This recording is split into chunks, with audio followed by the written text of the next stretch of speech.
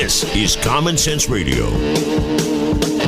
Straightforward and no excuses. All right. Come on now. This is the Steve Gruber Show.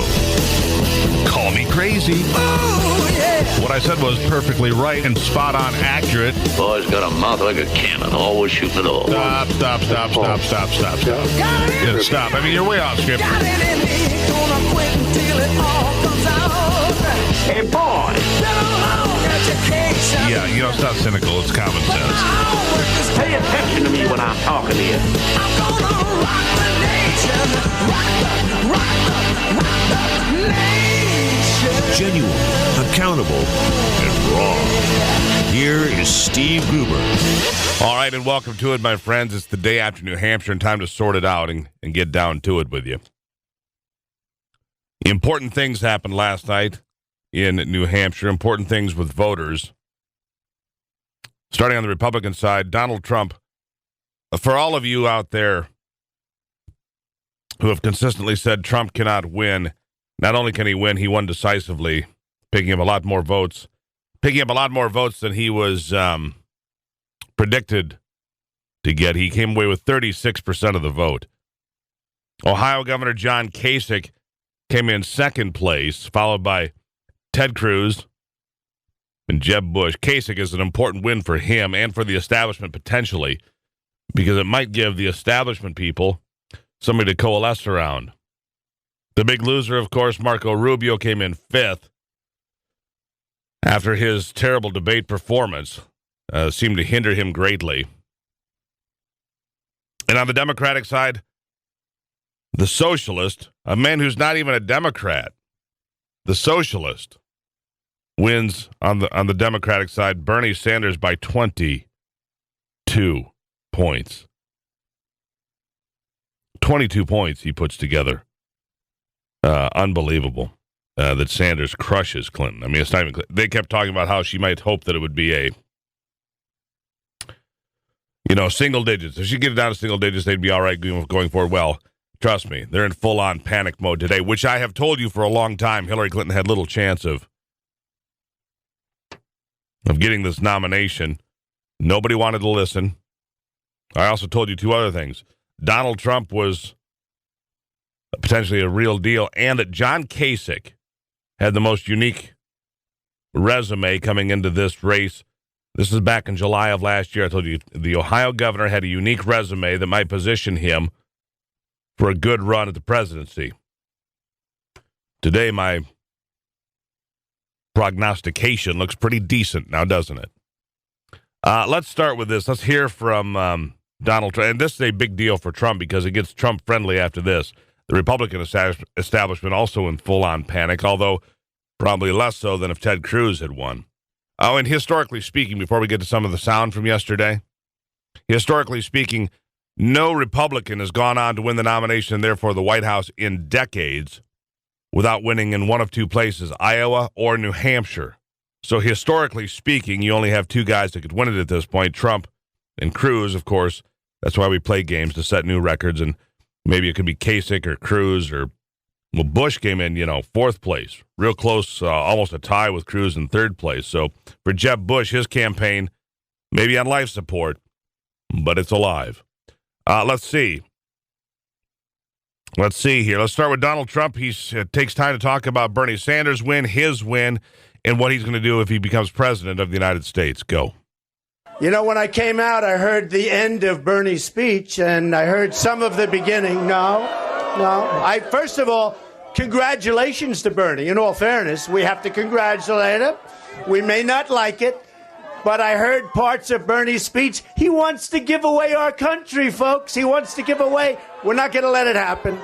We're not going to let it happen. I don't know where it's going with Bernie. We wish him a lot of luck, but we are going to make America great again, but we're going to do it the old-fashioned way. We're going to beat China, Japan. We're going to beat Mexico at trade. We're going to beat all of these countries that are taking so much of our money away from us on a daily basis. It's not going to happen anymore. We have the greatest business people right now in the world. They call me all the time. They want to be involved. We have political hacks negotiating our deals for billions and billions and billions of dollars.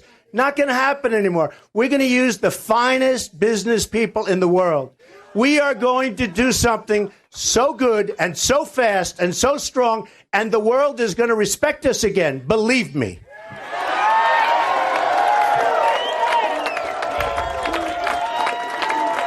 We're going to... Do we love our country? Do we love our country?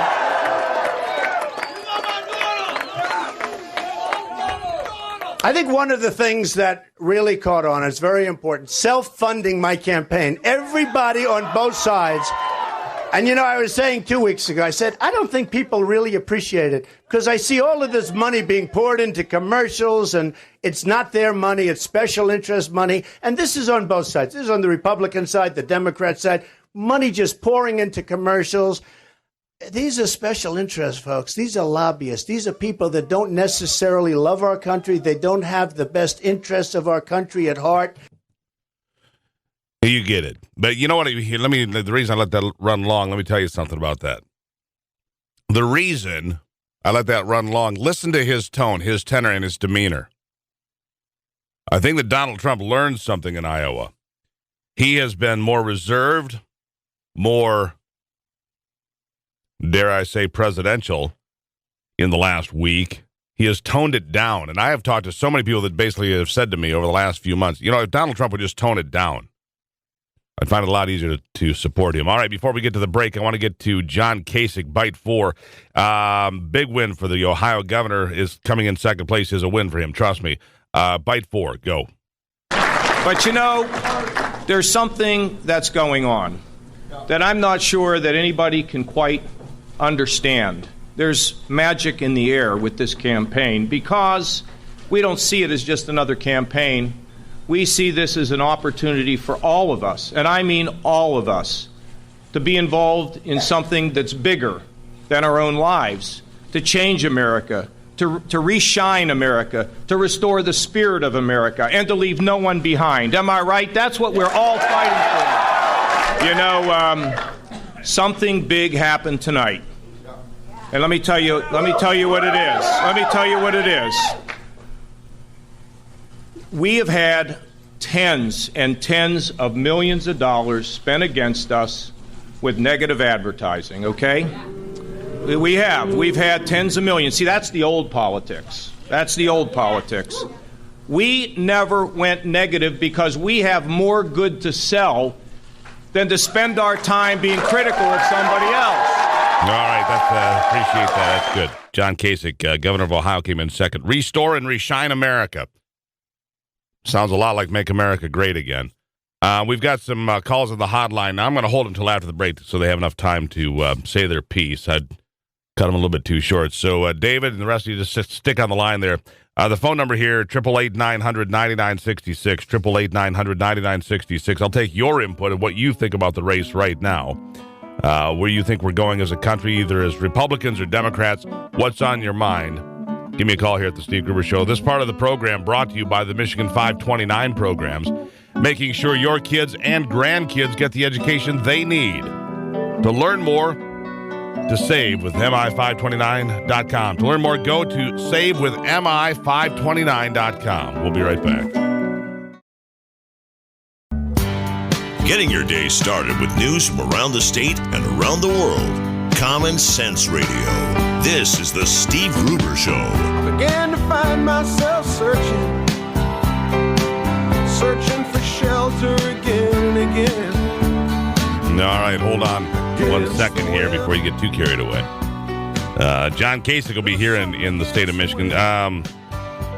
March 8th, the Michigan primary. Michigan's primary is March the 8th.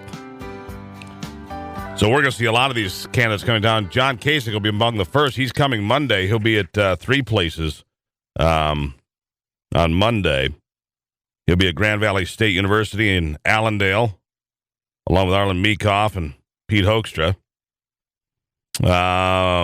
Monday, he'll be at Macomb County's GOP headquarters in Utica. That's Monday evening, and Tuesday in Livonia at the GOP office there. So John Kasich making his rounds in Michigan already. He is here for a bit. This second-place finish in New Hampshire will certainly keep his buoyancy for some period of time. By the way, he was the number one Google search of all candidates in New Hampshire over the last few days. In the Google trending, John Kasich, the number one Google search. All right, the hotline number, 888-900-9966. We're going to join David is on the phone from Grand Rapids today. David, welcome to the program. Good morning. The last couple of days have been joking about Rubio and his 25-letter rhetoric at the debate. Sure. That's all I ever hear. That's all I ever hear out of Trump for 2.5 months now. Is we're going to make America great again. Is anybody sick of his rhetoric? Is anybody actually sitting there thinking, well, what is he going to do? Maybe if he took a Ritalin and laid out a plan, I might like him, but I don't. Well, Because just kind in of fairness, ridiculous. We can talk a bunch of crap, but he has no plan. He's got nothing else but words. Well, in fairness, if you heard what he just said, he said he's going to put Americans in charge, actual business people and negotiators, not hack politicians in charge of negotiating deals with Iran, China, Mexico. That's part of a plan, in fairness, isn't it, David? No, I don't believe it until he actually says, I want to take, let's take Carly Fiorina and put her in charge of X. Let's take, Steve Jobs and put him in front of, Y. I'm just throwing out names. No, I understand that. I understand your point. You know, Some people have suggested, hold on, David, you make a valid point. The valid point being that some people have suggested that Trump would benefit by, if you will, previewing who might be in his cabinet, who might be on his team, by previewing a team and saying, okay, Carly Fiorina's in charge of trade, or she's in charge, whatever. You understand that. Steve Jobs is not available for the position, but I know. Yeah, I understand. I'm just joking. But the point being is Trump might have a chance of, shoring up a nomination and a run for the president if he put his team out there. And, David, it's a good point. Thanks for calling. I greatly appreciate you checking in. The phone number is 888-900-9966, 888-900-9966. Now, on the other side, it is a sad day in America. When an old fool with wispy white hair that is certainly old enough to remember the horrors of socialist regimes murdering tens of millions of their own citizens in the 20th century is declaring we need more government and more control over American citizens, and that thousands flock to the altar of his delusions. I'm, of course, talking about Bernie Sanders, an avowed democratic socialist, the form of government that takes control of the means of production. Simply put, Bernie supports the government stealing businesses big and small and putting them under the control of a corrupt and bungling bureaucrat. I mean, obviously, that's a brilliant idea, Bernie. In the 20th century, governments operating on similar ideas slaughtered its citizens on a regular basis. In Red China, Chairman Mao was the man who led as many as 100 million of his fellow citizens to their graves after leading that nation to the socialist communist revolution of 1949. Joseph Stalin, 50 million more died there. Pol Pot, 2 million. Fidel Castro, Che Guevara, and our good friends to the south, another million. My only question is, how the hell could anybody support this kind of thinking? And I guess it's our college kids, for the most part, are tragically uneducated and unwavering college kids who, in their entitled ways and all their entitlement, they can't see through the fog. Yeah, and of course, Bernie Sanders, the guy who supports the mechanisms of government that has led to the mass graves for tens of millions in the last 100 years, just won the New Hampshire primary by double digits. Now, with that in mind, the B team is coming out for Hillary Clinton. This is the attack squad is coming now. For weeks now, the Hillary Clinton campaign, and more importantly, the Democratic establishment, has poo-pooed the surge in polling numbers for socialist Bernie Sanders. The conventional wisdom was to ignore the 74-year-old relic and his blustery speeches about a political revolution. Now he'll just go away. Same thing they said about Donald Trump. Then came New Hampshire, of course, Clinton-friendly territory where Hillary won 8 years ago, and her husband, of course, staked his comeback with a second-place finish there in 1992 on his way to the White House. There is no question Hillary should have had a cakewalk. But instead, she has egg all over her face. A 22-point debacle loss to Sanders. And by the way, national polls now showing that Sanders is running neck and neck with the former First Lady and Secretary of State all across this country. It's time to face the facts. Bernie Sanders is winning on the Democratic side, and Donald Trump is winning on the Republican side. Maybe people have had too much of the establishment. Maybe people have had just enough of the establishment. They can't put up with it anymore. Yeah. And this is why, and you look who's choosing Trump and Sanders, working class people. Different solutions, working class people. If it comes down to it, make no mistake, Donald Trump will steamroll Bernie Sanders. Because in the end, people believe in success and business and guiding your own ship a hell of a lot more than they believe in giving it all away for free to some snot-nosed, entitled kid who feels like they're a victim somewhere at some Ivy League college. Just let me put that out there for you to enjoy. 25 after, it's the Steve Gruber Show.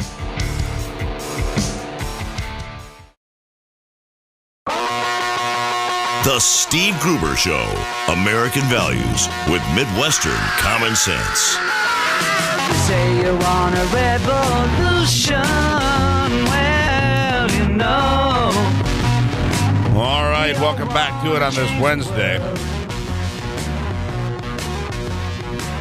Sorting through the numbers, but it was a big night for Donald Trump, a big night for a guy who's not even a Democrat, Bernie Sanders, winning the Democratic primary in New Hampshire. 61% of the vote he got. A 22-point shellacking of Hillary Clinton. Now, people say, well, he lives next door, this and that. Bullpucky. A few months ago, Hillary had a 30-point lead in New Hampshire. She won in New Hampshire 8 years ago.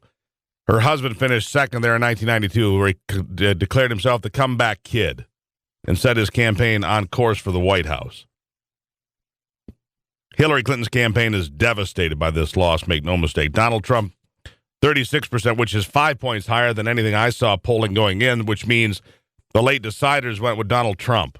The middle class is siding with Donald Trump. John Kasich, the governor of Ohio, coming in second. So, interesting night to say the least.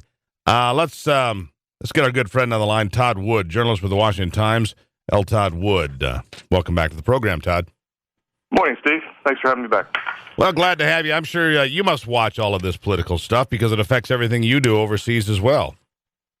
Yeah, I do. And, I just got one thing to say is get it off my chest here. As somebody who has a lot of friends who, throughout the 20th century, fought the tide of communism across the world, from Vietnam to Bosnia, all these young people who voted for a communist, can't say it on the radio, but screw you. Well, exactly. There's a lot of people dead for your freedoms, and you have no clue what you're doing. No. I'll leave that alone. Well, no, you're exactly right. And here's the thing. In Ivy, there was one couple in particular that we ran into, here 2, 3, 4 months ago, I guess it's been.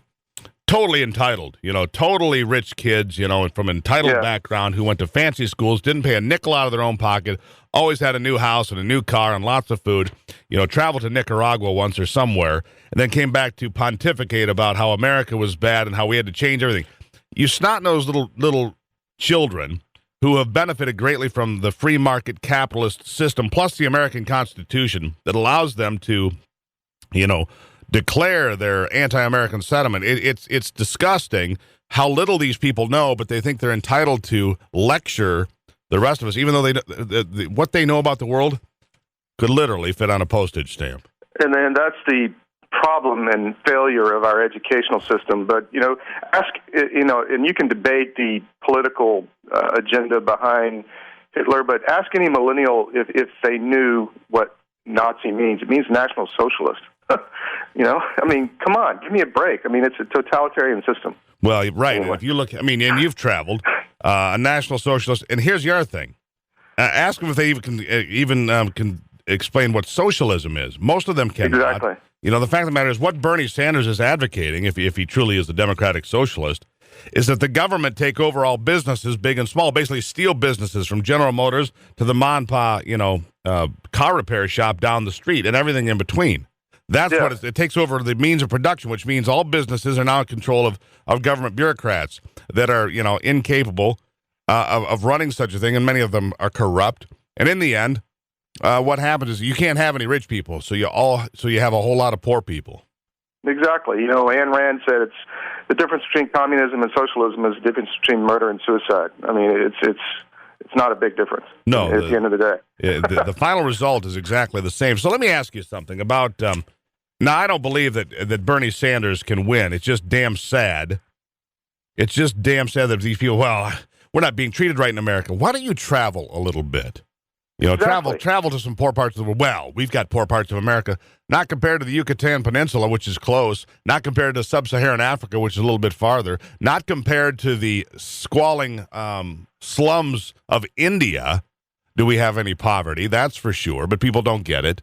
They think they know, because here in America, they do a very good job of blocking out information. You know what we don't get here? We don't get news from other parts of the country. We don't hear from Brazil or Bosnia or Bolivia or much of anything. We get American news, and, well, it's just terrible here. We're poor. These people don't even have an idea what abject poverty really is. And the poverty is just half of it. It's the political freedom. They don't understand what they have. You're right. Just travel to another country where the press is restricted, where if you do something against the president, you're put in jail, or if you sing a song against your national leader for 20 seconds in a church, and you're a mother with 3 small children, you go to Siberia for 3 years for hard labor. Yeah, or just travel give me a break. Yeah, travel to the nation of Iran and just be a former U.S. Marine and end up in jail for espionage. Just because you're an American, you were a Marine once, you must be here as a spy. Boom, no right. I don't think Sanders will be elected either, but it really just pisses me off that these people would are that vote stupid for communists in this country. The people are that stupid. Yeah, it irritates me too. But Karl Marx said, "Give me your children for 4 years, and I'll win." And that is maybe this generation is just lost. I've been thinking about this. Maybe they just don't. Maybe they are just going to be thrown by the wayside like the lost Japanese generations. But hopefully we can get somebody in the White House who can force change in our educational system, get rid of this tenure that keeps these people as professors for 20, 30 years preaching Marxism, and nobody can do anything about it. And we can maybe have a hope for the next generation. That's a good point. Let me ask you this. All right, so you travel overseas a lot, and I don't know how much you're over there when you were over there some, obviously, last year. Donald Trump, how is he seen on the national stage? Donald Trump won a decisive victory last night by 5 more. He picked up 5 more points than he was polling. So, I mean, all the late breakers went to Donald Trump, who, whether you like him or not, he sure ain't no communist. No, and, specifically in Russia, they think Trump is going to win. I think they have an ability to see through the crap and to, because it's like people with investments who come from countries where the currency goes up and down 100% every year. They're used to such volatility. They can see through the crap and see what's real and what's not, and what's going to help them and what's not. And I think, what I've heard overseas when Trump started running, especially in Russia, is they thought he's going to win.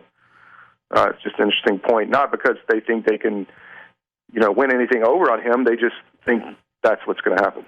So here's something that I listened to this interesting thing on the radio here with John Stossel, actually, here over the weekend. And he said, historically speaking, believe it or not, the people that are most accurate in picking the winners of presidential elections are odds makers. Does that make sense? Odds makers, right? So people actually bet on presidential elections and so forth. Now, going into last night, the favorite to become the president of the United States was still Hillary Clinton, followed closely by Donald Trump and then Marco Rubio and some others. It doesn't matter. But the point being is this. Hillary just got handed her blank. I mean, it's an embarrassing loss for Hillary Clinton. I mean, she won there 8 years ago. Her husband used 1992 coming in second. He became the comeback kid on his way to the White House. She should have won that in the cakewalk. She was ahead by 30 points not that long ago. She loses by 22. It's an ugly night. I got about 20 seconds before we hit the break. What do you think? I think stick a fork in her. I think the more this stuff's come, the Democrats are running scared. They're worried. They're looking at other people. You're seeing cracks in the foundation. All the email scandals. They don't trust her. This woman thing with Albright and Steinem, I think, was huge. It pushed a lot of young women the other way. So, no, I think she's done. I think she's in deep trouble. All right, now hold that thought right there. Todd Wood with us from the Washington Times. We still have some other things to talk about, but politics is the flavor of the day here. It's the Steve Gruber Show on a Wednesday. We'll be right back.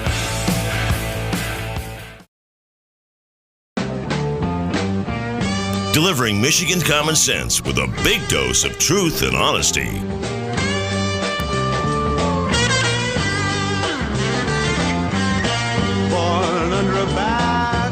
All right, it's Wednesday. It's the Steve Gruber Show. If you'd like to join the conversation, it's 888-900-9966. 888-900-9966. Now, these things can change. What I didn't get to, Todd, was that here's the problem for the Democrats this morning. They have several problems to contend with. Number one, Hillary Clinton got handed a crushing defeat, 22-point loss to Bernie Sanders, Bernie the Marxist. So Hillary Clinton is in deep trouble. Not only that, because their plan and their conversation had been, well, once we get out of New Hampshire, it's no big deal. We've got a good road after that. We've got South Carolina, this and that. It's not such an easy road anymore. Bernie Sanders has strong spots like Maine and Minnesota and other states that he should do well in. This is going to be a long, protracted fight. Now you've got Michael Bloomberg, worth $40 billion, considering jumping into the race. If Bloomberg gets in the race, that's good news for any Republican, because Bloomberg is a raging nanny state liberal, regardless of the fact that he once called himself a Republican. He's nothing of the sort, and he would bleed votes away from any Democratic candidate, I believe. So what do you make of it, looking at that field? If Bloomberg gets in, Hillary Clinton's damaged, and Bernie Sanders, what if he really does become the nominee? I can't. First of all, I can't see the Democratic Party ever letting that happen. They're devious. They'll do something to stop it. But on your Bloomberg comment, I'm here in Connecticut. I'm actually driving down to D.C. for some meetings today. But, I've heard that the coffeehouse chatter here that everybody's pushing for Bloomberg. They think he's going to be the savior and save their agenda, I guess I should say. Save the agenda? Become a Democratic nominee or become an independent? I mean, just become an independent and run, and somebody they could vote for. They don't like Hillary. I mean, everybody. I have never met a Democrat in the last 2 years who's just really excited about Hillary. It's all, I'll vote for her because she's the lesser of two evils. I mean, that's how they see it. No, sure, I suppose that's true. But anyhow, the point being is, if he jumps in the race, the Democrats are still going to have a nominee, and that nominee is still going to get votes, no matter who it is, whether it's Hillary or Biden or the Marxist Bernie Sanders. Yeah. And Michael Bloomberg, you see, historically speaking, a third-party candidate usually hurts the Republicans, starting in 1912 when Teddy Roosevelt ran independent, right? It hurts Republicans, historically speaking. Ross Perot, for example. But in this particular case, I think it hurts the Democrats far worse. I hope you're right. I mean, the issue is the independents. I don't have a good handle on that myself. I mean, you should probably ask Richard Barris that question. But, I think that he definitely will pull independents. It's just how much he pulls from both sides. Sure. All right, and so let's. And then the other thing that I first want to talk to you about is just such stunning results last night. I couldn't help but visit that. But North Korea sent they did a flyover the Super Bowl, just like the American Air Force does. The North Koreans, a setup, by the way, by the first Clinton presidency, when he put together a deal to end, nuclear aspirations of North Korea, much like the Iran deal that's been put together more recently. And the North Koreans have continued to work and whittle, and now they've got apparently a satellite in orbit that they put up. Yeah, do you know how Madeleine Albright tried to stop North Korea from developing nuclear weapons? Not sanctions, she gave him a basketball signed by Michael Jordan. And here she is pushing Hillary Clinton, but as a savior of democracy. But it's a joke. It really is. I mean, if you just go back throughout the Democratic presidential history, they're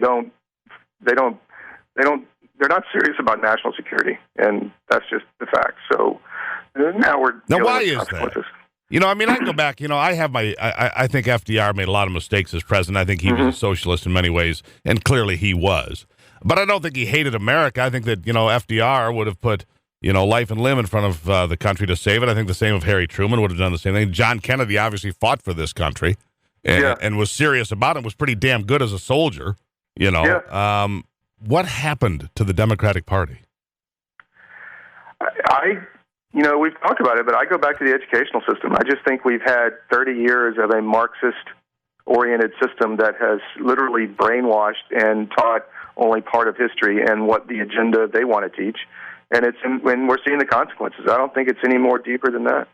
And that's it. That's all there is to. The problem with it is that that you look at people like Kennedy. If they even taught about Kennedy or people like him, you'd be in far better shape. But they don't. So it concerns me that if you talked about actual Democrats that stood up and rolled their sleeves up and went to war against people, but they don't even teach that apparently.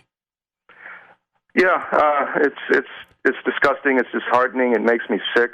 Anyhow, the only thing I can think of is if we can get somebody like a Trump in there who can show people the benefits of capitalism if done the right way. I think he could pull a lot of the black vote and the minority vote. I mean, they want jobs. They've been destroyed under Obama economically and financially. And if he can make life better for them, which capitalism does, make the pie bigger so everybody gets a slice instead of trying to take from others, that's the answer, and hopefully that can happen in a very short period of time. I think this economy can be turned around very quickly with just a few things. Markets don't like uncertainty, and right now they don't know what their taxes are going to be. If you're a corporation, you don't know what your health care costs are going to be. You don't know what your energy costs are going to be. Why would you go build a new plant? So that can be changed very quickly. Yeah, even with the setback from the Supreme Court yesterday, the big utilities aren't going to build anything. All right, we've got about 30 seconds for you to answer this question. Solve the world's problems in 30 seconds. You ready? Seriously, how do we scale back? We just touched on this. How do we scale back what North Korea is doing? How do we do anything? Are we going to do anything? Or are we just going to be impotent? We have to force the Chinese to deal with North Korea. That's the answer. Otherwise, it's a military conflict. And we have to be prepared to go the second route because these people will not stop. They will develop ICBMs against the U.S., and they will threaten us and threaten our allies in the region. Look at Japan. Look at South Korea. I mean, that's a flashpoint that we cannot let go past a certain point. So we either have to get China on board to cut off their fuel along with Russia and cut off their food and starve them out and change the regime, or we go to war. And there you have it. All right. Todd Wood, how people find out what you're writing, threat assessment, and the other things you work on? How do they find you? LToddWood.com is the best place. You can pre-order my new novel, Motherland. It's about world domination, another thriller. But if you like books that keep you up all night, that's the place to go. All right. Todd, always a pleasure. All right, thanks, mate. Cheers. Wednesday on The Steve Gruber Show. We'll be right back.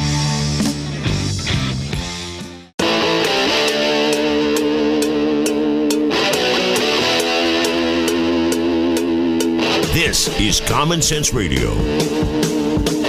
Straightforward and no excuses. All right. Come on now. This is the Steve Gruber Show. Call me crazy. Oh, yeah. What I said was perfectly right and spot on accurate. Boy's got a mouth like a cannon, always shooting it all. Stop. Got it. Yeah, stop. I mean, you're way off script. Got it in me. Gonna quit until it all comes out. Hey, boy! Been a long education. Yeah, it's not cynical. It's common sense. Homework is Pay attention to me when I'm talking to you. I'm gonna rock the nation. Rock the nation. Genuine, accountable, and raw. Here is Steve Gruber. All right, it's Wednesday, and big developments, of course, with all the voting that has gone on in New Hampshire. The playing field has changed today. The playing field has certainly changed today. The question is, what direction is it going? On the Republican side last night, Donald Trump scored a decisive victory, bigger than had been anticipated. So the question now becomes for you, if you're a Republican voter, would you vote for Donald Trump? I've heard from some that say they would absolutely not vote for Donald Trump. If it were between Donald Trump and Hillary Clinton, they had said previously, and we'll get to that second part in a moment, they would not vote, which to me is akin to supporting the Democratic candidate, but so it is. Donald Trump, 36% of the vote, several points higher than he was polling. Second place goes to John Kasich, the governor of Ohio. A guy that months ago I told you had a unique resume. In fact, before this all started, I said this man had a unique resume. He was the last guy to get in.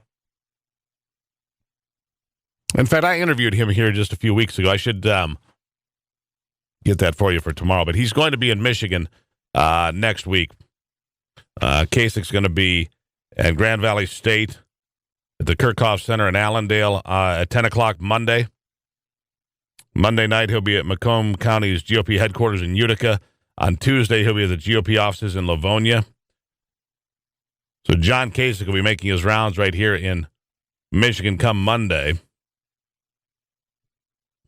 I believe that Donald Trump's coming back to town, too, here. I just heard that, but I can't get a verification of where that's going to be yet. Ted Cruz came in third, Jeb Bush fourth, and Marco Rubio, who had a lot of momentum prior to his problems during the debate where he was characterized by Chris Christie as robotic, fell all the way to fifth. On the Democratic side, it was the avowed Marxist, Bernie Sanders, a guy who thinks that government ought to be in charge of all business. This is how far the Democrats have fallen. But he won the primary by crushing Hillary by 22 points. Voter turnout was very high. And let's hear from the socialists. Let's hear from Bernie Sanders. Clip 2. Go. Shortly after the polls closed, Secretary Clinton called and was very gracious in her congratulations.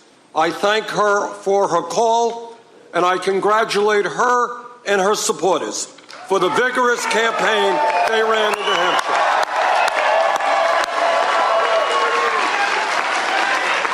And let me take this opportunity to thank the many, many thousands of volunteers here in the Granite State who work so tirelessly. And tonight, with what appears to be a record-breaking voter turnout,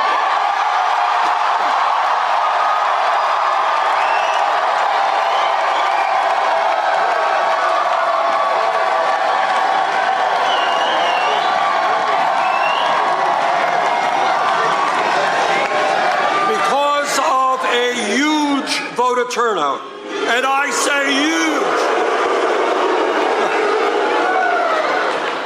We won because we harnessed the energy and the excitement that the Democratic Party will need to succeed in November. That should just honestly scare the hell out of you. It should. We're in America, you know.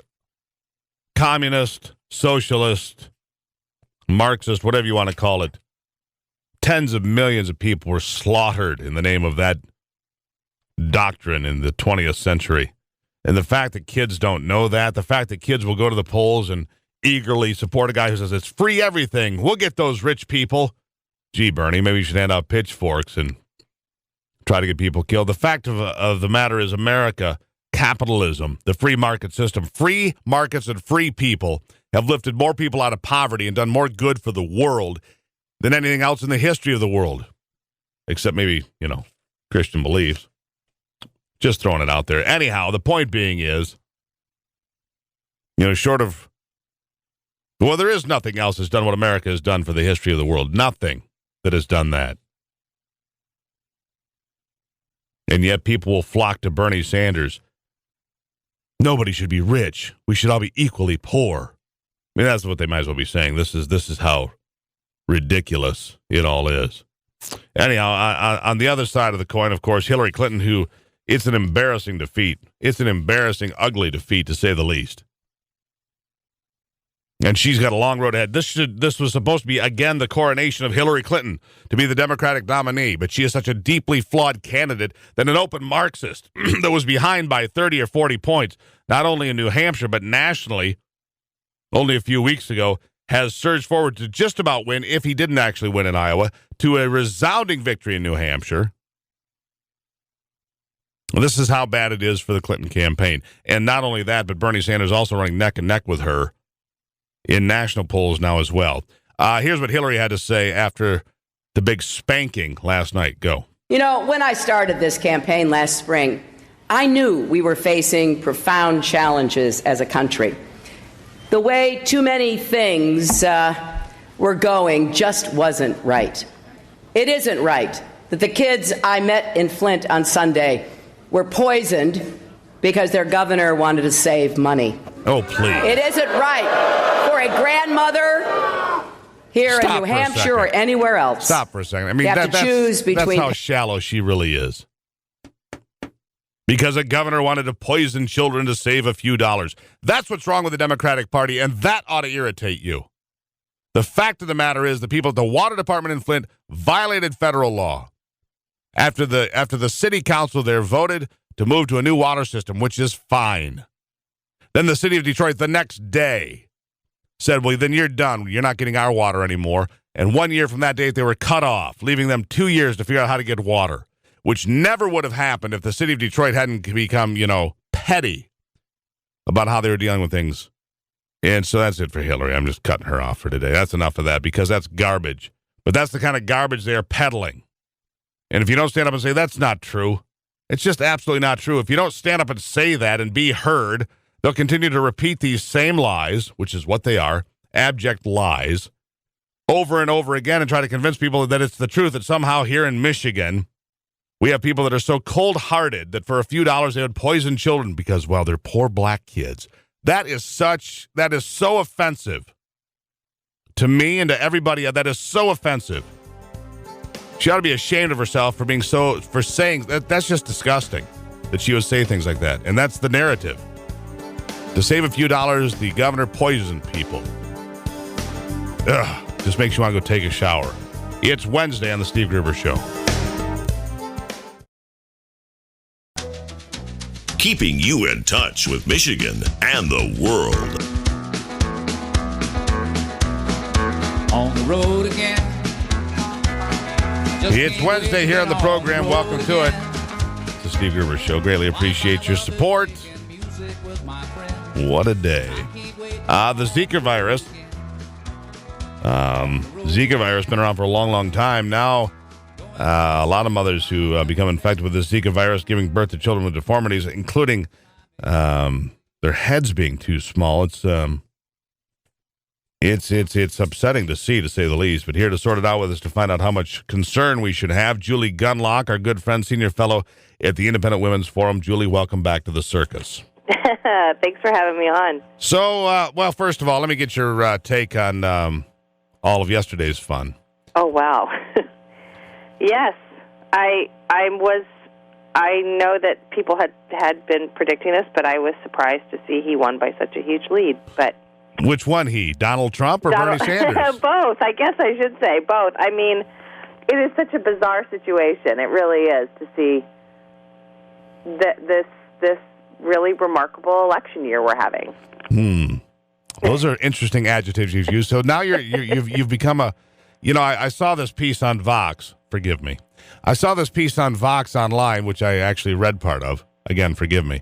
But it said, face it, Donald Trump is winning. And I'm thinking, you face it, Bernie Sanders is winning. Yeah, no kidding. Face the facts. Bernie Sanders is winning. Honestly, I think Bernie Sanders, in terms of if we're looking for a candidate we can beat, or the Republicans can beat, certainly Bernie Sanders is that candidate. I don't think he's going to really last in the general. I think his record is pretty dismal, and I think what he stands for is pretty scary. So well, from what I'm gathering, pretty much anybody can beat Hillary Clinton too, it seems. Yeah, well, you have to wonder at this point what the Biden camp is thinking, because my goodness, I mean, he would have been a shoo-in. What are they thinking? Did we screw Bernie up? Sanders, this was just everybody sort of laughed at Bernie. Oh, Bernie, that's not going to go anywhere. And now, there's just such distrust and dissatisfaction with Hillary Clinton. She's being beat by Bernie Sanders. Yeah, I laughed at one time. Yeah. I cry, actually. The fact that you have thousands of privileged college kids turning out to support Bernie Sanders. These privileged kids who haven't had to, many of them that haven't had to work a day in their lives because mommy and daddy paid their way and they've had these privileged existence and handouts already. Yeah. Belly aching about how unfair America is. Hey, go screw yourself. Yeah, but that's exactly why they don't care about turning over to a socialist system where the government controls the means of production and all sort of industry. I mean, because they don't care. They've never owned anything. They've never produced anything. They've never... Correct. They've been given everything. So this all sort of works in concert with their... Well, and that's true. And the fact that they might as well go ahead and turn over control to the government because their brains are already controlled by the government. They don't think on their own, clearly. Yeah, look, I think this is the thing. I always try to remember. I was a pretty stupid college student, too. I had...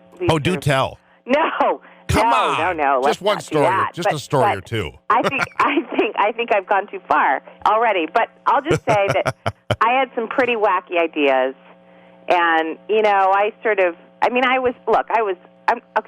not going to go that crazy. I was always a college Republican, so maybe I'm giving you the impression I was some crazy liberal. But no, I was really unsure about certain topics. It took me a while to kind of formulate, sort of reasonable positions on certain topics. So I always try to remember that everybody's an idiot when they're young. Well, I was an idiot. When I was young, I'm going to tell you the truth right now. I watched a Lyndon LaRouche commercial once. I did. Yeah. So there you go. Right. So I was crazy. It's wild. You beat me. Oh, yeah. Anyhow, all right. Zika. Yeah, let's talk about that for a moment, and then we'll talk about, when we get off the air here, we'll talk about your crazy college days. Julie Gunlock with us, senior fellow at the Independent Women's Forum. All right, Zika. It's a serious concern. If you're these illnesses that come along with the children are born with, diminutive heads. It's a frightening thing. Look, it really is frightening. And I have this weekly column, The American Spectator, called Freak Out Friday. And I usually tell people, don't freak out, calm down. Everybody's telling you to freak out, don't freak out. And I cover a lot of sort of, issues where people are scared of certain things. But I will tell you should be a little bit frightened of Zika. And there are there's some great articles. An article written by a woman named Katie Talento. I encourage everyone to look up her article for The Federalist, where she talks about, from a purely medical standpoint, things that you can do to sort of protect yourself. Wear long sleeves, douse yourself in DEET, all these other things. And that's really important. I think that it is important for people, though, before they freak out, to understand that there has been over-reporting of this condition where fetuses grow and then are born with smaller heads, microcephaly. I think I'm saying it incorrectly, but that microencephaly. You're right. Yes, that has been over-reported in Brazil. And look, other things cause that condition besides Zika. Also, look, the poor in Brazil live in very difficult circumstances, and prenatal care is not really practiced in a lot of cases. So I think people need to understand that there has been over-reporting of the Zika-caused disease, and so yes, there's panic, and yes, people are nervous, but that might not be accurate numbers of the number of people who have actually. So no, that's weird. You said in Brazil they don't have adequate medical care. I am saying that, yes. Which is weird I'm wasting all this time saying it in a very nice way. Don't they have one of those nice socialist medical systems in Brazil? I believe so. Which is weird, because then they should have free stuff for everybody all the time. It should be the best. I'm confused. The best. Bernie would love it down there. Maybe he's going to retire down there. But the point is that, yes, I think this is a concern. We all have to be aware of it. But there is very bad reporting, and it's been a little bit, I would say, blown out of proportion. And also, there's very little research on Zika and Zika-caused diseases, including the one that is causing malformities and deformities in these babies. And so I urge people to take all precautions, but try to remember that, again, there's not a lot of information out there on this disease. And hopefully, hopefully our government will actually do things like look at technologies like GMO mosquitoes that can be deployed. And this is a really fascinating. It's sort of a long story, but they are deployed and they are basically sterile, so they mate with female Zika-carrying. We'll have to talk more about GMO mosquitoes next time. Yes. No, that's good. I greatly appreciate it. Julie Gunlock, everybody, one of my heroes, and more on those stories with her later.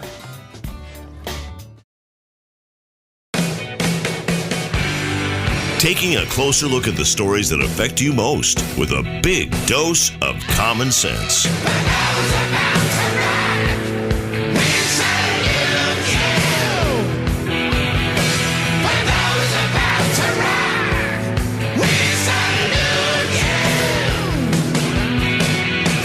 All right, well,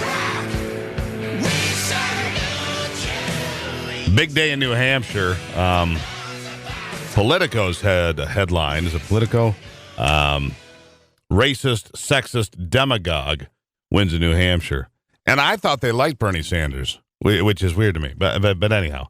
Michael Brickman with me now, Senior Project Director at Luntz Global Partners, probably America's most respected public opinion and strategic communications shops. Michael, welcome back to the program. Thanks for having me. Good morning. So I'm looking at the numbers here. Good morning to you. I'm looking at the numbers here. Donald Trump ended up with 36% roughly, which is considerably more. I think he was polling at like 31% going in, but that indicates to me that the late deciders broke for Trump, and some of them broke for Kasich, who ended up in second place. What can you tell me? Yeah, they said it couldn't be done, that Trump would actually go ahead and win a primary state, and now I think all bets are off. People have been saying, well, he underperformed in Iowa. Are people really going to come out and vote for him? The answer is yes, they are. And I think it's anybody's guess what happens in South Carolina now that we're kind of just moving on. Things are going to pick up very quickly now. The pace will increase. It will matter if campaigns have a ground game. I think Donald Trump said the word ground game about 10 times in his acceptance speech last night. So, it's going to be a really interesting ride over the next few weeks. But you look down to those next few states, there's been very little polling in weeks in states like South Carolina, Nevada, some of these states coming up. And so conventional wisdom seems to say maybe Donald Trump and Ted Cruz continue to do well on the Republican side, but that Hillary Clinton can finally bounce back, given some of the different demographics in those states versus Iowa and New Hampshire. Really, no one knows yet, and I think we're going to see a lot of movement in those polls in the next few days. Do you think that the more that the mainstream media attacks Donald Trump, and let's go back, let's back up to, say, June, July of 2015, when pundits on a daily basis dismissed Donald Trump as an entertainer, he wasn't a serious candidate, he doesn't really want to be president, he could never win the Republican nomination, and this narrative continued.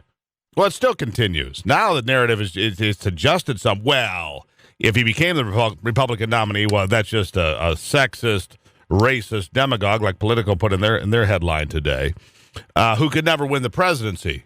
Oh, he can win the presidency. Make no mistake at this point. And to me, it looks to me, Michael, like it's a fairly friendly roadmap for Trump from here. South Carolina's going to do well for him. Nevada's going to do well. And what's interesting about Nevada, here's where you start to look at what's going on.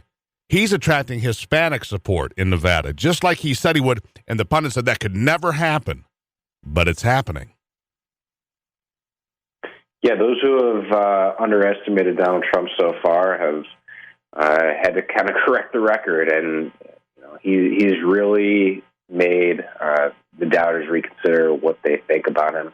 He's someone who does not fit anybody's mold of what the Republican nominee or what the next president would look like in their minds. He is defying, I think, just about everybody's expectations so far, and I don't think anybody can say with any kind of certainty they know how this ends. I don't think anybody can, and here's the thing. Let's look at the other side, and we're on the line here with Michael Brickman, Senior Project Director at Luntz Global. And you guys, obviously, you're on the ground in all of these places, whether it's New Hampshire, South Carolina, Nevada. You'll be here in Michigan, doing some studying. It's what you guys do. You look at see how what voters' attitudes are and so forth. Let's look at the other side. Hillary Clinton won in New Hampshire 8 years ago. Her husband, took second place in New Hampshire in 1992 and got the moniker of the comeback kid because of his second place finish, which then propelled him to the White House.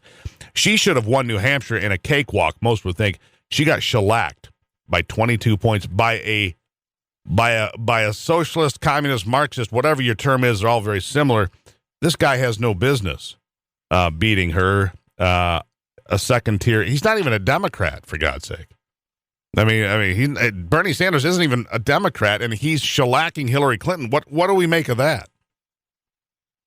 Yeah, he's older than her, and yet he is absolutely destroying her when it comes to the youth vote. I think the exit polls had it in the 80s last night in terms of Bernie Sanders' share of the youth vote.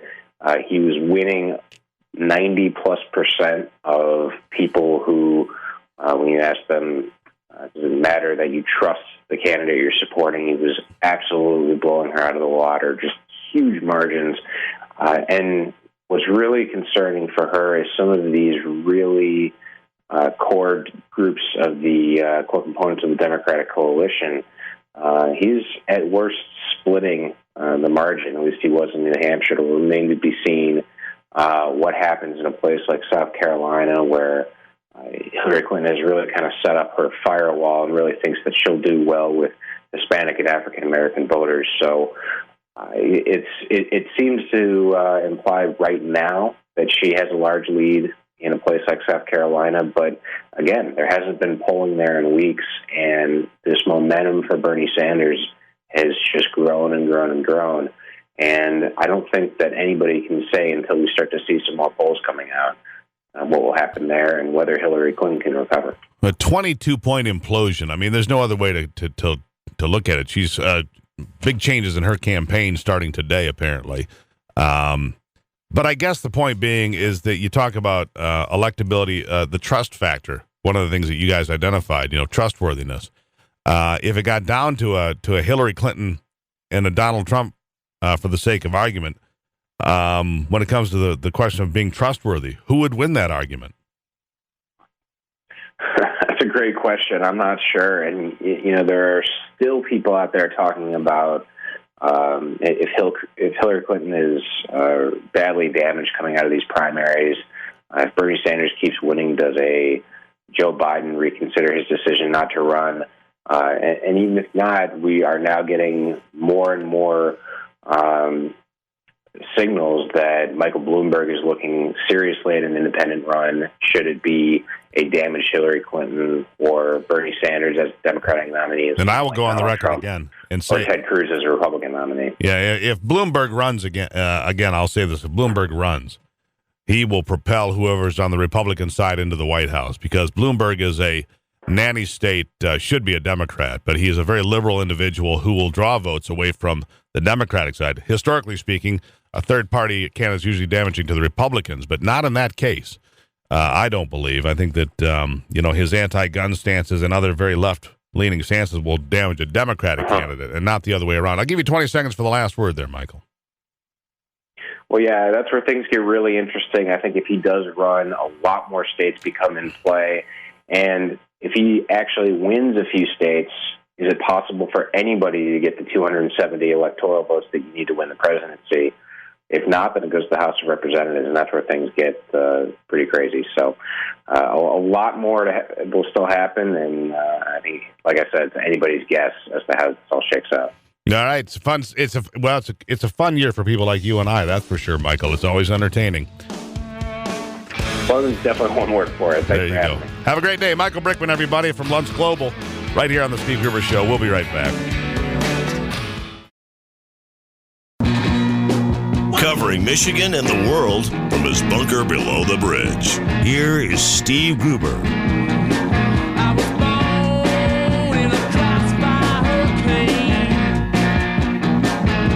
Well, Bernie Sanders supporters are shocked.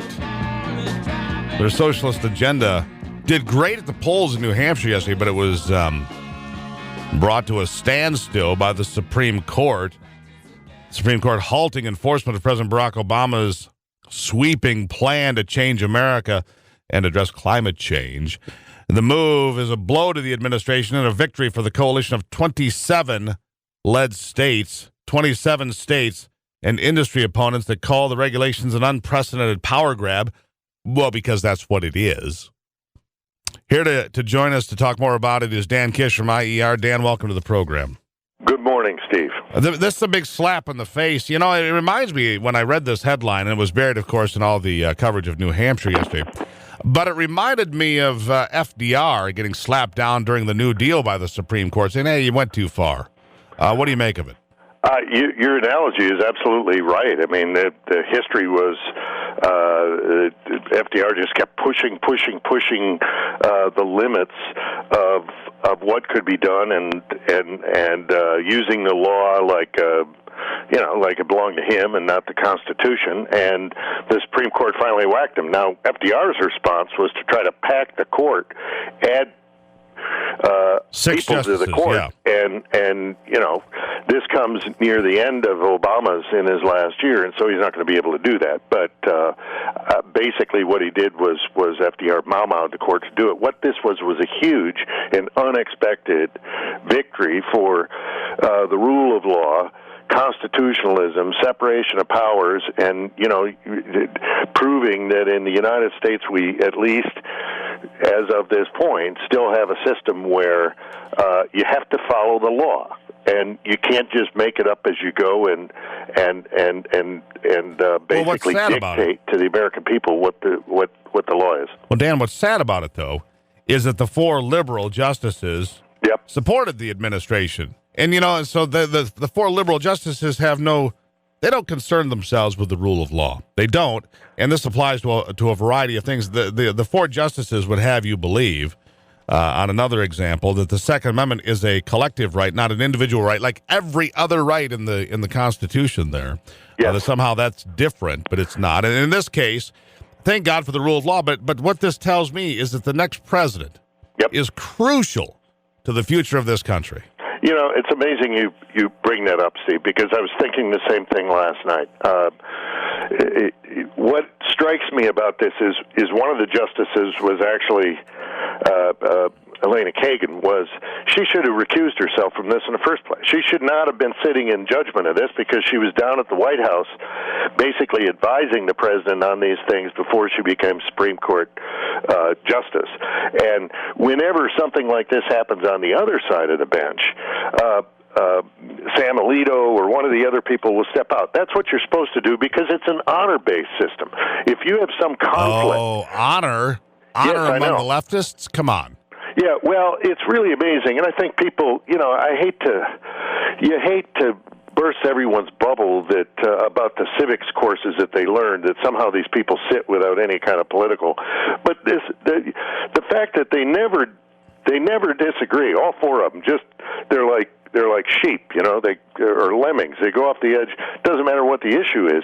Proves to you that they really don't belong. They really don't believe in the law. They just believe in political power. And if their team's winning, that's what they want. So, whereas on the other side, whether it's Obamacare with Roberts going south, or there's a different approach. And much to my chagrin, but at least we've got people who think for themselves on the court, as opposed to just pull the party lever. Well, and here's the thing, though, going forward. It's not going to make a lot of difference. In Michigan, like we've talked about, several power plants are closing in the next few weeks. A whole bunch of coal-powered power plants are pulling the plug permanently. By 2020, it's like 25 plants. So that's in the next 4 years here in Michigan. Mm-hmm. Another pile of coal-fired plants will close. Even though this was the thing that propelled them to close, they're not going to reverse course. They're not going to reverse course because, as you put it, they get brand new power plants. That's correct. I mean, the real unfortunate thing about this is basically the utilities get to go out and buy new cars and charge you for it, because the EPA and the administration has made a decision that, and we all like new cars, right? I mean, we all love new cars. They're fun and they smell good.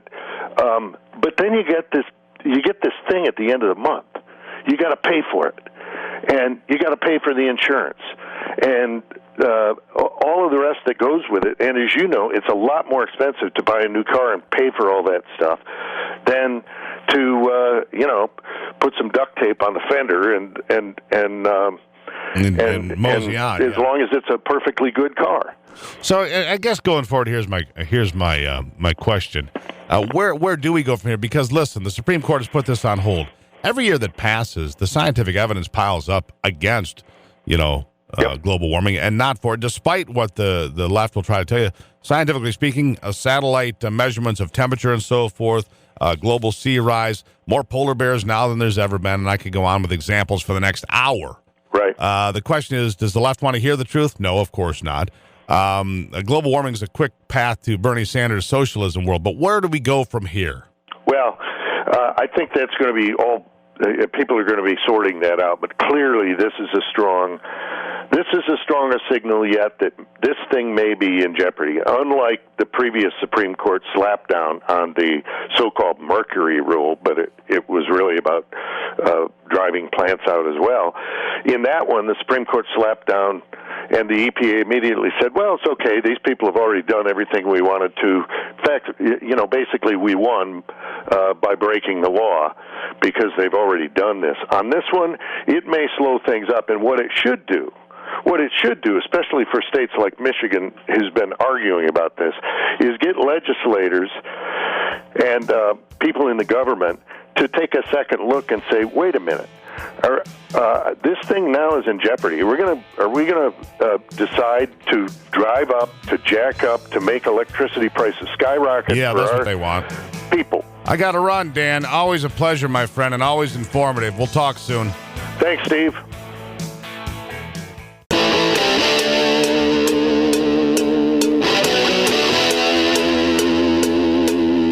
This is Common Sense Radio. Straightforward and no excuses. All right. Come on now. This is the Steve Gruber Show.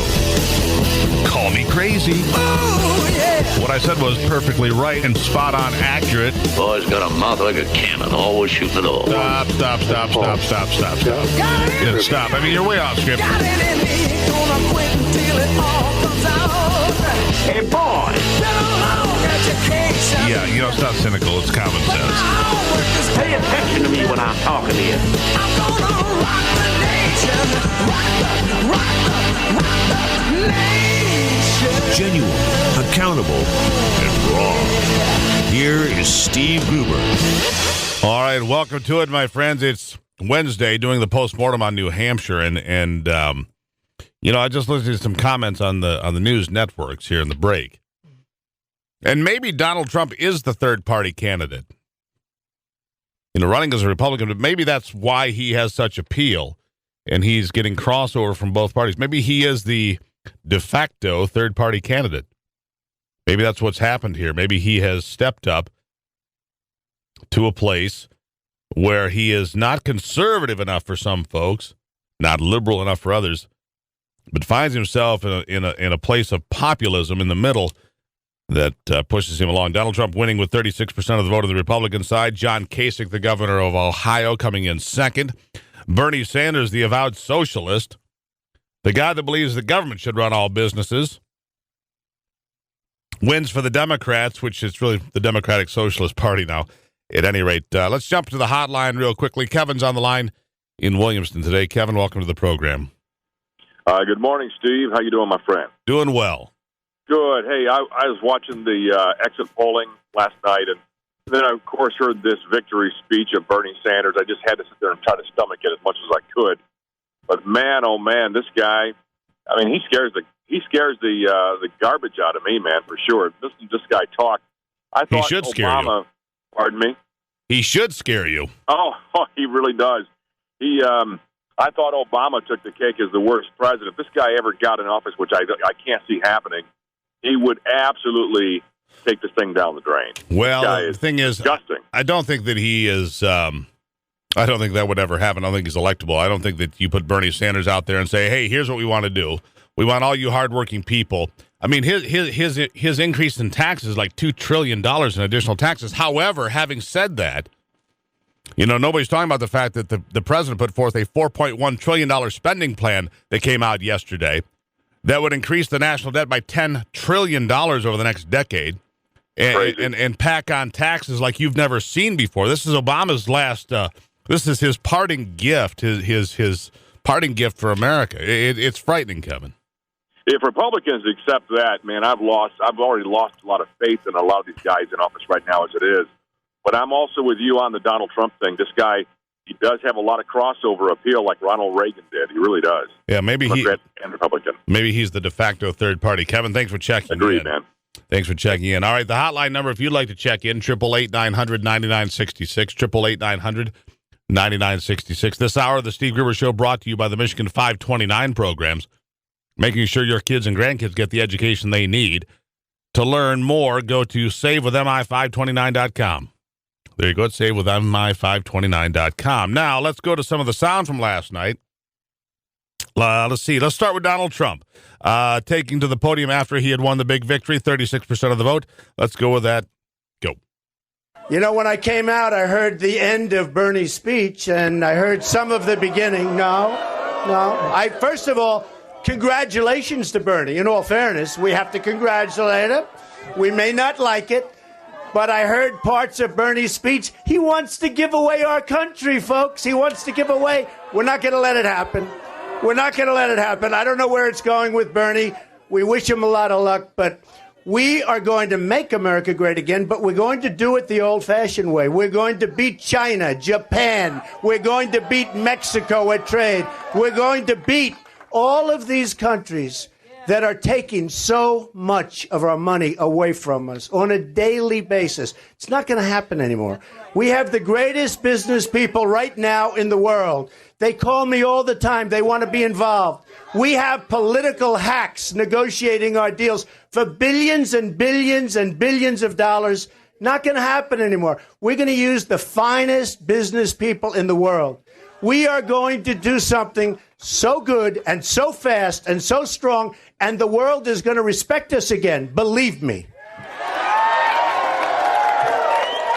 And there you have it, Donald Trump. And that's pretty much it. That's enough. We're going to. That's enough. Yeah, you get it. We're going to stand up and we're going to be Americans. We're going to be proud of it. We're not going to apologize anymore. And that's basically the populist theme that's winning for Donald Trump, no question. And it's winning big. In fact, he only was polling at about 30 or 31% going into the primary yesterday, but he comes out with 36% of the vote. John Kasich came in second for the Republicans, followed by Cruz, Bush, and then Marco Rubio, who has real trouble now. Marco had come out of Iowa with a ton of momentum, but then had a bad debate performance. Now, for the Democrats, I think they have a debate already again tomorrow. You see, they weren't going to have many. Now they're having a bunch. And now Hillary's going to be on her heels. And you know what you're going to see tomorrow? It's going to be that angry Hillary, that chippy, a little chippy, you know? You know what I'm talking about? Yeah, that's a little chippy on her side. You're going to be a little aggravated because Bernie Sanders crushed her by 22 points. 22 points he took her. And in fact, let's hear from the socialist. Let's hear a little bit from the Marxist, Bernie Sanders. Go. Shortly after the polls closed, Secretary Clinton called and was very gracious in her congratulations. I thank her for her call, and I congratulate her and her supporters for the vigorous campaign they ran in New Hampshire.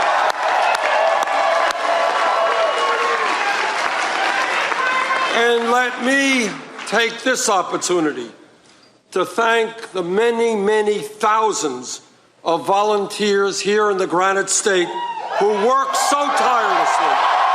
And tonight, with what appears to be a record-breaking voter turnout. With a collective IQ of 63.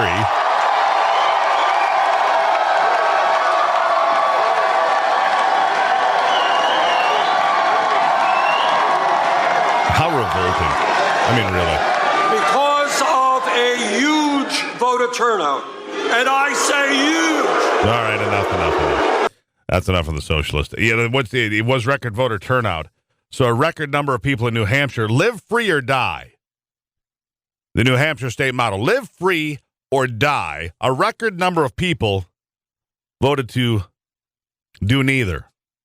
Live under the heel, under the boot of the government. Live under socialist control from the government. Destroy the American dream. That's what Bernie folks are in for. Live free or die was, the motto of New Hampshire, but apparently that has gone by the wayside for so many, unfortunately. It's just a damn sad day in America. All right, going forward, here's what we're going to do. We're going to talk to Todd Christensen. We're going to talk about American greatness and exceptionalism, in this case in the form of the Chevy Camaro, the 2017 edition. And then later, Lars Larson, good friend of mine, American conservative talk show radio host with well over 100 stations to his credit, based in the People's Republic of Oregon. We'll talk to Lars about what happened in New Hampshire and where the country goes from here. It's all ahead today on the Steve Gruber Show.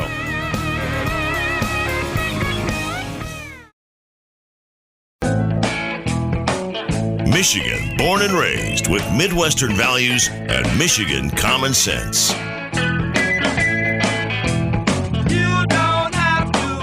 All right, one last little bit of conversation about New Hampshire. Larry from Perry on the line. Larry, welcome to it. Thanks, Steve. Good morning.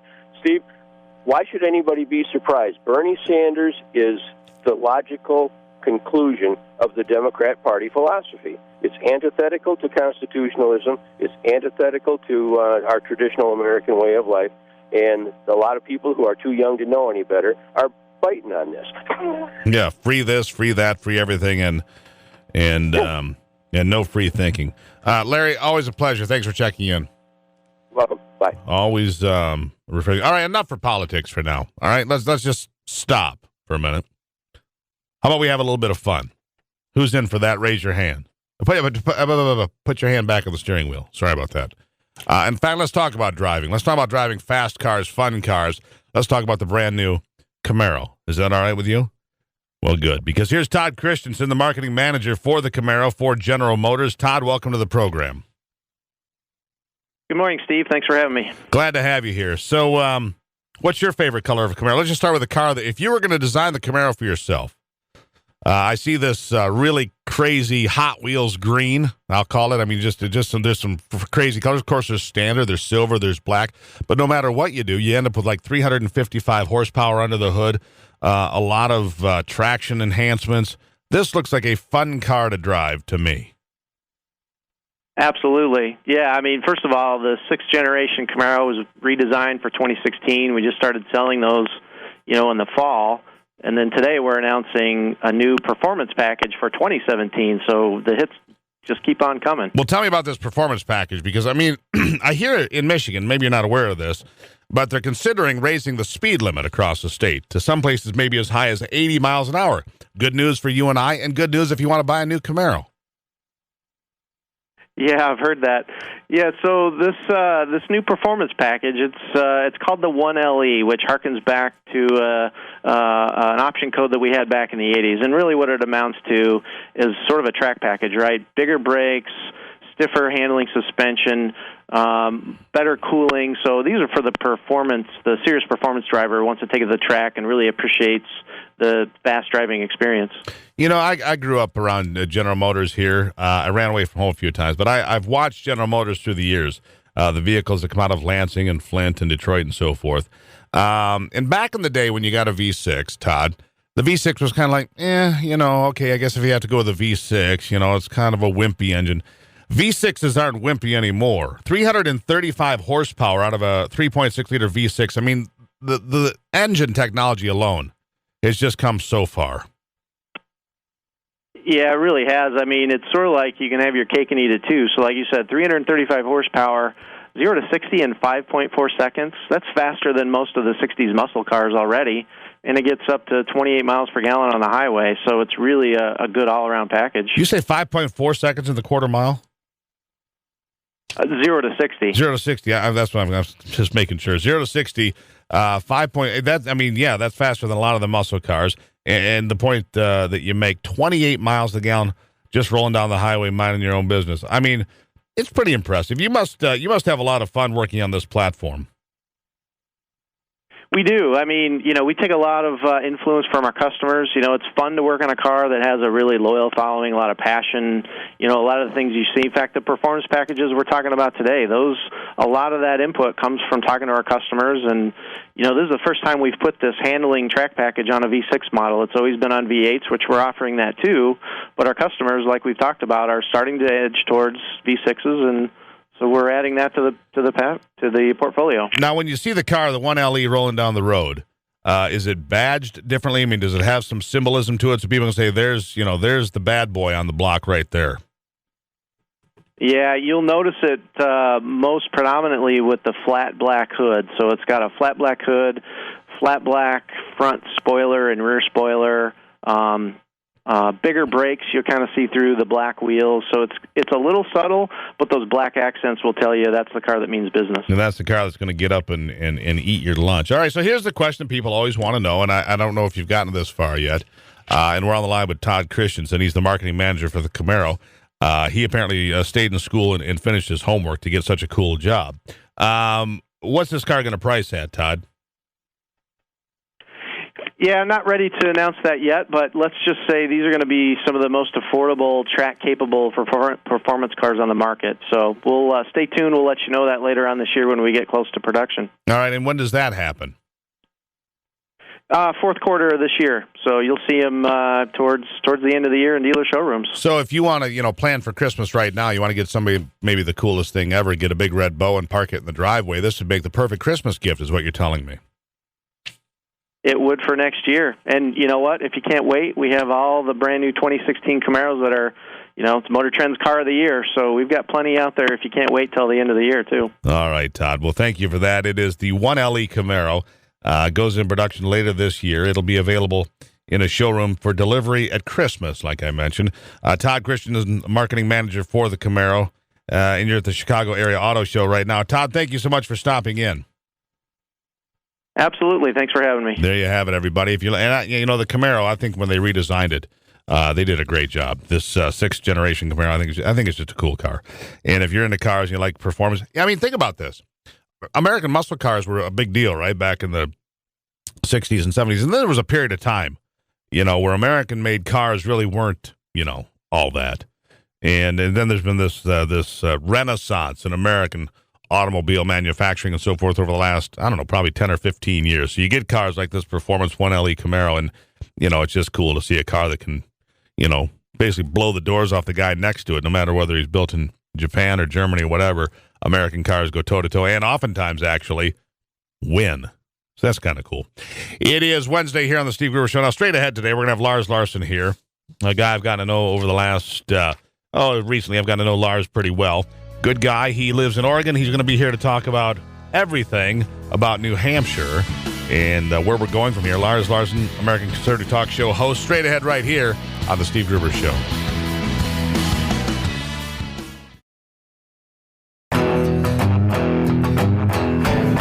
Delivering Michigan common sense with a big dose of truth and honesty.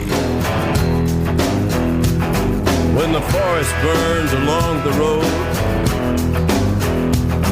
like God's eyes in my headlights. 33 after the hour on this Wednesday. Thanks for dialing it in. The hotline number, the Common Sense Hotline, 888-900-9966, 888-900-9966. Before we get to our next guest, Lars Larson, who I told you will be on his way, real quickly, we're going to Keith for a comment from Flint before we get on down the road. Keith, welcome to the program. What's on your mind? Hi, Steve. This is Keith in Flint. Nice to be able to talk about something that's not depressing, and that is cars and horsepower. Yeah. The Chevy Camaro. Now, I've never had the Camaros, but they are a great car. I'm a Cobra driver myself, but the thing that Chevrolet did that I think was smart compared to Ford was Chevrolet kept continually developing their small block engine until it's a state-of-the-art engine. Ford went to overhead cams, and I've got a dual overhead cam Cobra, and they are so expensive because you got 4 cams, you got 4 cam gears, you got 4 chains, you got tensioners, and all kinds of stuff. And I mean, they are super duper expensive if you've ever got to tear them apart. So my hat's off to Chevrolet for doing such a good job with their new small block. And see, Keith, there is last good news generation Camaro Z28. Yeah, good news in Michigan. Unbelievable. 500 naturally aspirated horsepower and some big meats on those things. All right, Keith, thanks for stopping in. I greatly appreciate it. And it's true, sometimes we deviate away from, you have to talk about some fun stuff from time to time. And like we were just talking about, the 2017 Chevy Camaro being unveiled at the Chicago Auto Show, the 1LE, and that V6 producing 335 horsepower. What an incredible automobile. So, there is good news coming out of Michigan, out of Flint. It's not all doom and gloom. Our next guest I had the opportunity to meet here just a few weeks ago, as I mentioned, at a Donald Trump presser in Las Vegas during the SHOT Show. And Well, Donald was a little late. Not as late as like a Bill Clinton would show up, but late nonetheless. And so Lars Larson and I had a chance to visit there for a while, and I came to the conclusion he's the kind of guy I would hang out with if he wasn't in the People's Republic of Oregon. If we were closer together, we'd probably talk more. But Lars Larson on more than 100 radio stations nationally. He also does a regional program on about 20 stations throughout the Pacific Northwest, and he's on the line with us. Lars, welcome to the program. Good morning, Steve, and I got to tell you something. I got to come to defense of my Ford. I drive a Ford SUV. It's the Explorer Sport, and I love my EcoBoost engine. And I'll tell you what, I get 400-plus horses out of my EcoBoost engine, and I understand they're going to do 500-plus when they put the same engine in the Raptor. So I got to come to defense of Ford. Well, that's fair. And Lars, there it is. There's the age-old battle between Chevrolet and Ford. There it is. It doesn't matter whether it's 1965, 75, or 2016. The age-old battle is drawn, and it's drawn here in Michigan, of course, more than anywhere because they're built here. So you can imagine, allegiance and loyalty to one brand or the other runs pretty deep here. I've had Fords a long time, but I know that's not what you called to talk about. But you're right. I am here in Havana on the Willamette, as we call Portland, Oregon, because It is weird all day long and twice on Sunday. Well, and I was sitting here as I was driving in this morning knowing you were going to be on the program. I'm thinking to myself, the People's Republic of Oregon, I've been there a few times myself. The fishing is fabulous in Oregon. But it is an extremely left-wing state, which I find it, kind of crazy that you live there. But I'm thinking it must be Bernie Sanders' country. It must be Marxist socialism, like you said, Havana. It must be Bernie Sanders' territory. It is, and in fact, yesterday morning, I talked to the young ladies at the Starbucks when I walk in because there's one in the building. I'm not a big fan of their coffee, but it's convenient. And I said, I'm just curious. She knows what I do for a living. And I said, who do you plan to vote for? And she said, well, you're not going to like it. And I said, it doesn't matter to me. You're an American. You have a right to choose. She said, I'm a Sanders person. I said, I'm just curious. I'm not going to engage you in an argument, but I'm curious what draws you to him. She said, I just think he has it going on, and he has some really big plans so that all of us can make $15 an hour. And she literally rattled off these things, and she said, and he has a plan to pay for it. And I thought, boy, could I have a great discussion with you if you were a caller, because he doesn't have a plan to pay for it. He's Bernie Santa Claus, and he's a full-on socialist. And like Margaret Thatcher said, socialism's great until you run out of other people's money. Well, the problem, Lars, is this. If you ask most of his supporters, you say, all right, what is democratic socialism? The fact of the matter is most of them have no clue what it is. They don't understand that that's Venezuela, that's Bolivia, that is Greece, that is the Soviet Union just before it failed in the late 1980s, because perestroika was, in effect, a democratic socialist sort of a setup, an abject failure. Not to mention, if you look at socialism, communism, Marxism, 150 million people killed in the 20th century at the hands of people that were trying to do good for the working class and so on and so forth. What's sad, and you've got good universities in Oregon, right? The University of Oregon, for example, right? Yeah. Oregon State as well. Sure, you've got a lot of great schools there. Do we fail to educate our children on history? Are we just failing our children? Well, we are, but it's worse than that. We're not just failing to tell them about the pluses of capitalism, but if you talk to most college students, they've been inculcated to understand that socialism and things like it are actually a positive. So they're being educated. They're just being educated that systems that have always failed around the world and throughout over 100 years, these systems of failure are the way for America to go. And all they understand is this nice old guy with the white hair kind of looks crazy, and he is a little crazy. A little bit. Has promised them a free college education, and as one of my friends used to say, "Don't tax me, don't tax thee, tax that guy behind the tree," because they've got this. If anybody else presented you with this deal, who said, I can get you all this free stuff and it isn't going to cost you anything, you'd say, you're either a thief or a scam artist. Which is interesting, because they sit there, the socialists, willing to, theft, even with the government's blessing, is still theft. I don't care what you call it. If they're stealing from the working guy, but they call it taxes and give it their endorsement, it's still theft, Lars. And they say, there's no question about it. Socialism good, capitalism bad, which is interesting. These people are willing to steal from working people while denigrating those that are successful, like Donald Trump. Whether you like him or not, you and I stood there and listened to him. And I thought he presented himself quite well in that atmosphere. And I've noticed this other thing lately, Lars, and maybe you've seen the same thing. During his victory speech last night, for example, much more reserved, much more polite, congratulated Bernie Sanders and said, but wait a second, Bernie's trying to give our country away. We need to stop this. This will never happen. Donald Trump is reining in it. He's polishing his message, I suppose. He sounded, dare I say, a lot more presidential.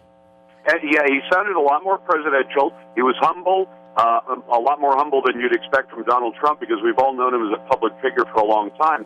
But I think he was very classy. And I think Americans are tired of a classless president. And the current occupant of the White House, we've all heard the stories over the years of the absolutely classless way that this man has approached not just foreign leaders, but also his fellow Americans. He's the kind of guy, and I want to remind people, back in 2009, he had just come into office. He was still in the honeymoon. And I remember talking to a member of Congress who said, we've sent a letter to the president saying, you want to talk about this health care thing, why don't we have a meeting at the White House with the top leadership of the Republicans from the House? And the president's answer back through his staff was not interested. Now, he had sold himself as wanting to have a transparent process that was done in front of the public where they would work out a really great plan for the American public. Now, I don't like that either. I want the healthcare business to be private sector. But he just told them right out of the gate, He said no. All right, Lars, can you hold the phone for just a minute? I'd like to keep you on a bit longer here. A lot more to talk about. Lars Larson, our good friend from the West Coast and the People's Republic of Oregon. God bless him. He's on more than 100 stations. We'll be right back on The Steve Gruber Show. Genuine Michigan common sense on display every day. Well, according to some headlines, voters in New Hampshire gave a big victory to a sexist, racist demagogue. No, not Bernie Sanders. They're talking about Donald Trump, of course. Lars Larson still on the line with me from Oregon. And Lars, let's look at these results real quickly and what you make of it. Now, Donald Trump, I think Donald Trump, and I've arrived at this conclusion the last few days, he might actually be the third-party candidate everybody talks about, because he does have a lot of appeal to union workers. He has a lot of appeal to the left. He's not a strict conservative by any stretch, which is the knock on him from people on the right. But he fits a big swath down the middle, where he attracts middle-class people that are sick and tired of being abused. He doesn't want to give up on $500 billion to China. And you mentioned a minute ago all the money that Sanders is going to give away in taxes. A $4.1 trillion budget just came out from Obama, and I don't think Donald Trump would put up with that either. That would raise our taxes immensely and add another $10 trillion to our debt, Lars. It's breathtaking. Well, I'm going to give Sanders credit for one thing. He tells the truth about what he plans to do, and that's what should scare people. A couple of weeks ago in one of the debates, the DNC debates, a man stood up and said, I'm middle class, and I understand you're going to increase taxes on the middle class. And this is the point where Sanders admits, effectively, to be a scam artist. He's effectively a Bernie Madoff. He told this man, and if you don't believe me, I ran the soundbite on my show the other night, I want people to pay attention to this. He told this man, yes, I'm going to raise your taxes $500 on average, but you're going to get $5,000 worth of services in return. Now, Steve, your audience is smart enough. If they got a phone call from a man who called them up, a stranger they don't know very well, and he said, listen, if you give me $500 this year, I will give you back $5,000 this year. Would you not conclude that man was a scam artist? Well, it sounds like his last name would be Ponzi.